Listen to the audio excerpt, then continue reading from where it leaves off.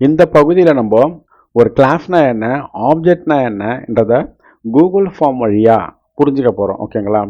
உங்களுக்கு எல்லாருக்குமே Google form பற்றி தெரியும், கரெக்டுங்களா?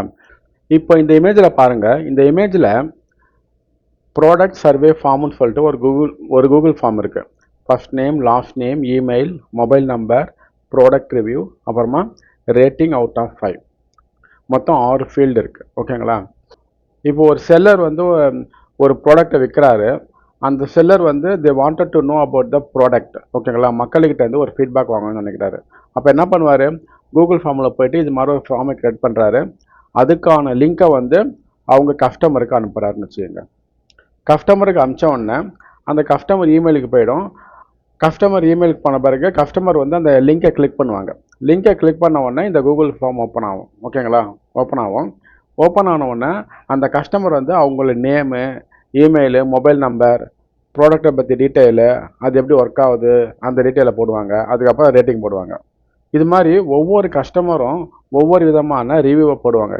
பண்ணிவிட்டு சப்மிட்னு சொல்லுவாங்க. அப்படி சப்மிட்னு சொல்லும் போது என்ன நடக்கும், இந்த டேட்டா எல்லாம் கூகுள் சர்வருக்கு போகுமா? டேட்டா எல்லாமே கூகுள் சர்வருக்கு போகும். கூகுள் சர்வரில் இது மாதிரி ஒரு கிளாஸ் ஃபைல் இருக்கும். ஓகேங்களா? கூகுள் சர்வரில் இது மாதிரி ஒரு கிளாஸ் ஃபைல் இருக்கும். அந்த கிளாஸ் ஃபைலில் இங்கே என்னெல்லாம் ஃபீல்டு இருக்கோ அந்த ஃபீல்டெல்லாம் இங்கே டிஃபைன் பண்ணியிருப்பாங்க. அந்த ஃபீல்டெல்லாம் வேரியபிளாக டிஃபைன் பண்ணியிருப்பாங்க. ஓகேங்களா?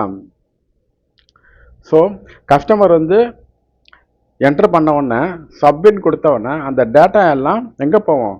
ஆட்டோமேட்டிக்காக first name, last name, email, mobile number, product review, rating சொல்லிட்டு இந்த வேரியபிளில் போய் அசைன் ஆகிடும் ஆட்டோமேட்டிக்காக. அதுக்கு அவங்க ப்ரோக்ராம் பண்ணியிருப்பாங்க. அந்த ப்ரோக்ராம் பற்றில இப்போ நம்ம பண்ண போகிறதில்ல. இப்போ என்ன புரிஞ்சுக்கணும், கிளாஸ் எதுக்கு பயன்படுது, ஆப்ஜெக்ட் எதுக்கு பயன்படுது. ஓகேங்களா? அவள் தான். ஸோ யூசர் வந்து என்டர் பண்ண உடனே எல்லாமே இந்த ஃபில்டரில் போய் மேப் ஆகிடுமா? மேப் ஆன உடனே கூகுள் சர்வரில் ப்ரோக்ராம் பண்ணியிருப்பாங்க. இந்த கிளாஸுக்கு ஆப்ஜெக்டை உருவாக்கு, இந்த வேல்யூவில் இல்லை மேப் ஆன உடனே இந்த கிளாஸுக்கு ஒரு ஆப்ஜெக்டை உருவாக்குன்னு சொல்லுவாங்க. ஆப்ஜெக்ட் உருவாகும். அப்படி ஆப்ஜெக்ட் உருவாகும் போது என்னெல்லாம் வேல்யூ என்டர் பண்ணாங்களோ அந்த வேல்யூவோட சேர்த்து தானே ஆப்ஜெக்ட் உருவாகும். அந்த ஆப்ஜெக்ட் உருவாயிடுச்சிங்களா? இப்போ அந்த ஆப்ஜெக்ட்டுக்குள்ளே கஸ்டமர் என்ன வேல்யூ என்டர் பண்ணாங்களோ அதெல்லாம் இருக்குது. ஓகேங்களா? அதுக்கப்புறமா அந்த ஆப்ஜெக்டை வந்து டேட்டா பேஸில் ஸ்டோர் பண்ணுறாங்க. ஓகேங்களா? இதுக்கு தான் வந்து கிளாஸு, ஆப்ஜெக்ட்லாம் பயன்படுது. ஓகேங்களா? ஸோ நம்ம என்ன பண்ணுறோம், சர்வர்கிட்ட ஒரு டெம்ப்ளேட் கொடுத்துட்றோம். சர்வர்கிட்ட ஒரு டெம்ப்ளேட்டை கொடுத்துட்றோம். ப்ராடக்ட் சர்வேன்னு சொல்லிட்டு ஒரு டெம்ப்ளேட் டிசைனை கொடுத்துட்றோம்.